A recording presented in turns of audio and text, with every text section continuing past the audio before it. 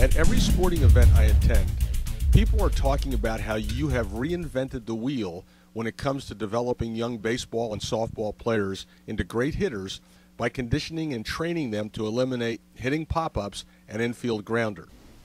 Yeah, the success of our system has created an awful lot of word-of-mouth networking and is largely responsible for the demand for our program.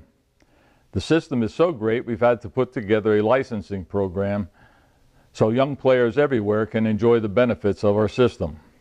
And for a person who enjoys training young players to hit, it provides them a great opportunity to earn an attractive income training young players to hit. Would you mind explaining your program for me? Sure. But I want you to understand, we don't believe there is a right way or a wrong way to train young players to hit. We believe there are different ways to train that produce different results. So if you're not really serious about a player becoming a great hitter or earning great part-time money training players to be great hitters, listening to me would be very long and boring. You have to listen closely so you can decide for yourself if our system is for you. Fair enough? Yes, it's fair enough. In our opinion, there are 8 identifiable reasons young baseball and softball players hit pop-ups and infield grounders. I'm going to identify with a few of them and how we eliminate them. If you want the complete list, you have to click on pop-ups and infield grounders on the site. Thanks. I'll be sure to check that out. Now I'm going to identify some of the things we believe produce pop-ups and infield grounders in a way that I believe will be easy for you to understand by reviewing a bat swing in reverse.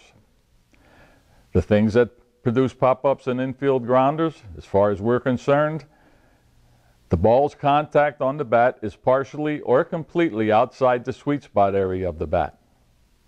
The ball is traveling faster than the bat at the moment of bat-to-ball contact. The bat isn't anchored securely enough to the player's body at the moment of bat-to-ball contact. The bat's contact with the ball transpires after the sweet spot of the player's bat crossed the player's center line. The player then commenced the forward swing of their bat swing at the moment maximum bat swing power was being produced. Are there any of those things you don't understand? No, but I'm more than curious how a couple of them produce pop-ups and infield grounders. All right, well, I'll use one of them to explain how it produces pop-ups and infield grounder and how we approach eliminating the problem. For the rest, once again, you're going to have to click on the pop-ups and infield grounders on the site. Okay. When the ball is traveling faster than the bat at the moment of bat-to-ball contact, the ball will push the barrel of the bat backward, upward, or downward, producing an infield grounder or pop-up. Do you believe a young player can be conditioned to swing their bat faster than they are currently swinging it? Of course. Do you believe we can find out what the fastest pitching a player will see in the coming season? Again, of course. From the expression on your face, I can see you get it. We condition the player to swing their bat faster than the fastest pitch they will be challenged with in the coming season, and then that reason for hitting a pop-up or infield grounder is eliminated. Is that what you do with everything that produces a pop-up and infield grounder? You eliminate the reasons one at a time until the player's bat swing is free of things that produce pop-ups and infield grounders? You got it. By isolating each individual thing, it makes it easier for the player to understand what they have to do, and then they go ahead and do it. Rod, I understand how a player can be conditioned to swing their bat faster, but how can a player be conditioned to deliver the sweet spot of their bat with controlled precision, execute a bat swing with their bat anchored effectively to their body, and commence the forward swing of their bat swing at the moment maximum bat swing power is being produced? Wait a minute, I might be crazy, but isn't that exactly what a golfer does when practicing their swing? Yes, it is. And if a golfer can do it, so can a baseball and softball player.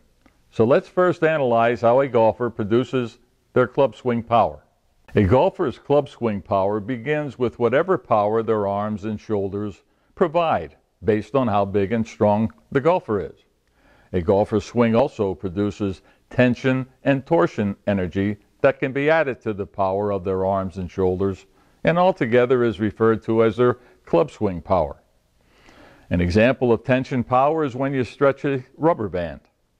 A golfer creates tension power when they stretch their muscles, tendons, and ligaments of their arms and shoulders. Can you see how a baseball or softball player can produce bat swing power the same way? Of course. Torsion power, on the other hand, is produced by the golfer torquing or winding the core of their body. An example of torquing power is when you wind the spring of a mousetrap when you're loading it. Can you see any reason a baseball or softball player can't produce torsion power for their bat swing the same way? I don't know of any reason. Unlike a mousetrap, where the torsion power can be stored until something springs the trap, a golfer's body can't store maximum tension or torsion power. As soon as the production of the power stops, the power diminishes. That's why a golfer's club swing is one continuous back and forth motion, and they change the backward travel of the swing to the forward travel of the swing at the moment when maximum power is being produced. Otherwise, the golfer isn't transferring their optimum club swing power to the ball. That's why I've never seen a golfer do this. Have you? No, definitely not. Isn't the same true for a young baseball and softball player? Why do I hear coaches instructing young players to load and wait for the ball? Well, the player might have enough bat swing power in their arms. Well, what about the players that don't? And even if they do, doesn't it make sense for a young player to produce as much bat swing power as they can? Especially since inadequate bat swing power produces pop-ups and infield grounders. If you talk to any coach, tell them to contact me and let me know why they coach that way. They can get in touch with me on this site's comment page or our blog. Here's another thing I'd like somebody to answer for me. If lifting the front leg and opening the hips produces swing power, how come golfers and professional loggers don't do it? All right, we have maximum bat swing power being produced and being sent to the head of the golfer's club. How does the golfer get conditioned to deliver the head of their club to the ball with controlled precision? Repeatedly hitting balls by executing the same club swing that delivers the head of the club to the ball until the swing is programmed into the golfer's motor skill memory. By the same golf swing, I mean the club is held exactly the same way each swing. The player is positioned exactly the same distance from the ball each swing. The player's hands are located the same place throughout each swing. The club is swung exactly the same way each swing. This ensures the club head will travel the same path throughout each swing, controlling that the club head makes effective contact with the ball. Not having their hands in the same location during every swing is the reason so many young baseball and softball players can't control the destination of the sweet spot of their bat. Have you ever seen a young player who can't effectively hit a ball traveling in the high area of their strike zone? Oh yeah, many. Well, the reason is, especially if they are taught to extend their arms when swinging their bat, they take their hands to the ball instead of the sweet spot, taking control of the destination of the sweet spot away from the player. Look what it does to the sweet spot. And it pulls the player's biceps away from their body, reducing the resistance to the ball's impact. I think this is where you lose me. Why is that? I don't see a baseball or softball player having the ability to swing their bat exactly the same way each time they swing at the ball. Why not? Because the ball is moving. What if the ball isn't moving? If it was on a tee like the balls a golfer hits, could they do it then? Of course. So a young player can be conditioned to deliver the sweet spot of their bat with control, correct? Well, yes, if the ball is on a tee. Well, we've already determined a player can be conditioned to produce adequate bat swing power, commence the forward travel of their bat swing at the moment maximum bat swing power is being produced, and deliver the sweet spot of their bat with control, eliminating all those reasons for pop-ups and infield grounders, correct? Yes. Well, now let's identify why the contact has to transpire before the sweet spot crosses the player's center line, or pop-ups and infield grounders will be produced. This really interests me because I'm sure a player can be conditioned to hit the ball prior to the sweet spot crossing the center line by doing what a golfer does, placing the ball on the tee prior to the player's center line. But I still have a concern about hitting a moving ball. So what's the reason for hitting the ball before the sweet spot crosses the player's center line? The power contributed to the player's bat swing by the player's arms and shoulders is mostly exhausted by the time it gets to the player's center line. Likewise, the power produced by the torquing of the player's core is depleted by the time the core is unwound. Inadequate power delivered to the ball produces pop-ups and infield grounders. So hitting the ball prior to the center line, that reason eliminated. Right on, exactly. So now let's talk about what produces pop-ups and infield grounders when the sweet spot makes contact with a pitch ball. We have acknowledged a player can be conditioned to increase the travel speed of their bat, so that reason for a pop-up or infield grounder is eliminated. We also talked about the importance of the distance between the player and the ball having to be consistent, bat swing to bat swing, so the sweet spot can be delivered with control. Now we have to address the issue of the bat being securely anchored to effectively deal with the impact force of the driving ball. If the bat isn't anchored effectively, the impact of the ball can push the barrel of the bat backward, upward, or downward, producing pop-ups and infield grounders. The most effective way the bat can offset the impact of a pitch ball on its barrel is for the player to use their body weight to anchor the bat. This, of course, means the knob of the bat has to be held close to the player's body throughout their bat swing. This allows the player's biceps to be close to their body throughout their bat swing, which allows the player's body and their bat to act as one monolithic unit to transfer bat swing power and resist the impact of a pitch ball much more effectively, eliminating those reasons for pop-ups and infield grounders. Evidence of its effectiveness is how many more pop-ups and infield grounders are hit by young players who extend their arms away from their body during the execution of their bat swing. Even the player who has great bat speed or strong arms, the impact compromises their speed and power. Hey, are you awake? Yes, I'm awake. Well, let me ask you this then. What type of motor skill memory of a club swing would a golfer develop if every time they practiced hitting the ball was at a different location, or they positioned the ball in the same location, but located themselves in a different spot each time? Or the distance between themselves and their club head changed every time they hit the ball? Based on what I know about developing muscle memory, none. They'd end up with a haphazard swing. They'd have to think their way through each time they attempted to hit the ball. Well, isn't that typically how a young baseball and softball player is trained to hit? Presenting balls to them in dozens of different locations for them to hit, letting them stand in various different spots in an attempt to make it easier for them to hit the ball, having them extend their biceps away from their body, resulting in the distance between the sweet spot of their bat and their body being inconsistent, prohibiting controlled delivery of the sweet spot. I thought you weren't going to discredit other coaching techniques. I'm not discrediting anything. I ask you, isn't that typically how a young player is trained to hit? Yes or no? Well, yes. A golfer doesn't do that.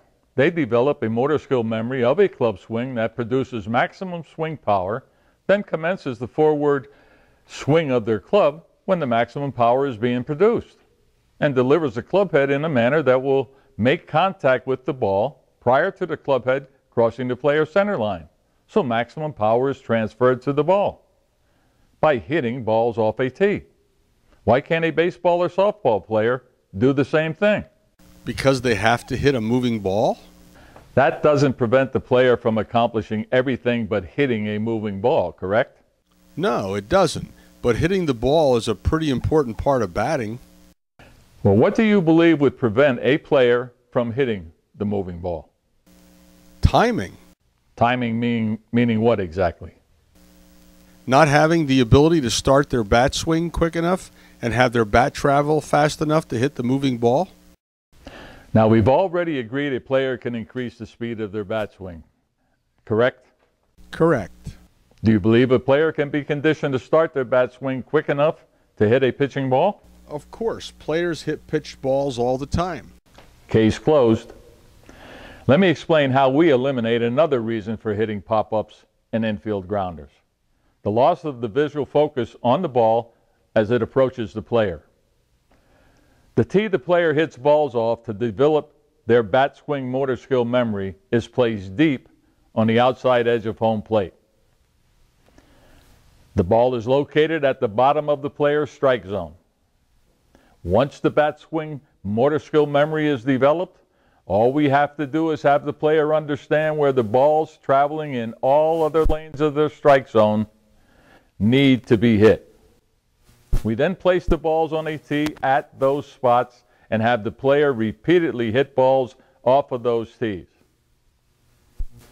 In addition to enhancing the player's ability to execute their bat swing motor skill memory in all areas of their strike zone, the player's body is being physically conditioned to execute their bat swing.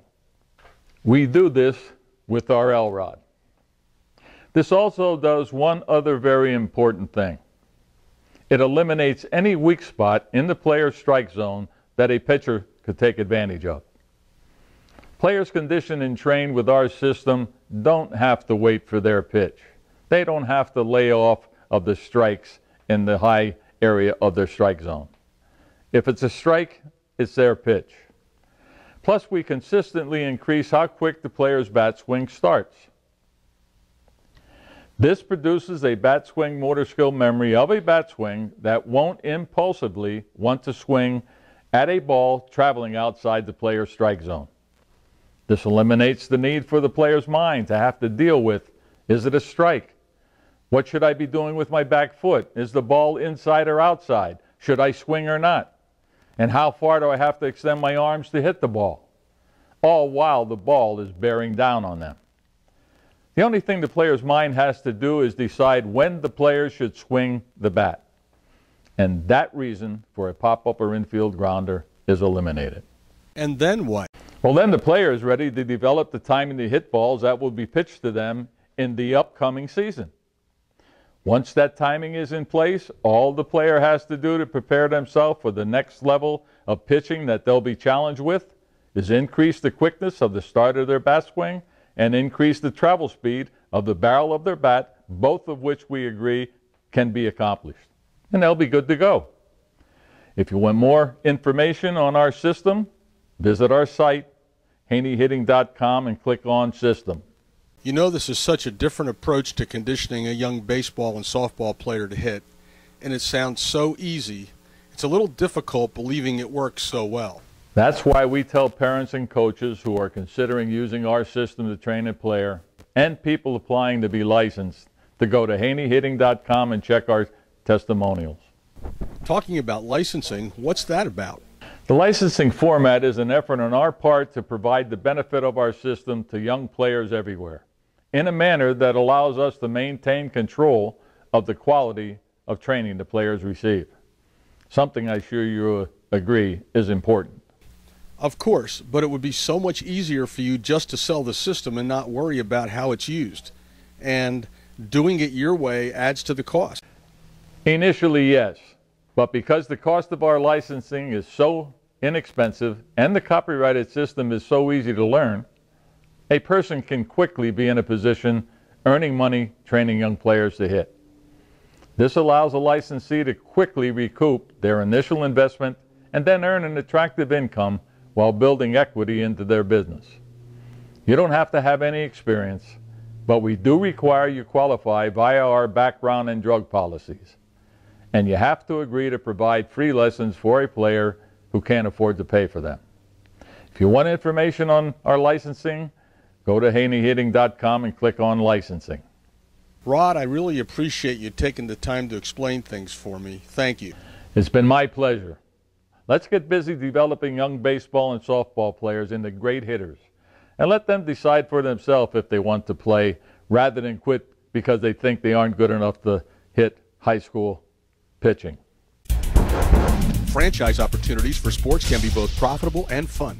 The Haney hitting system offers anyone who enjoys baseball or softball or making money access to a hitting program that can change the future of any child's baseball career.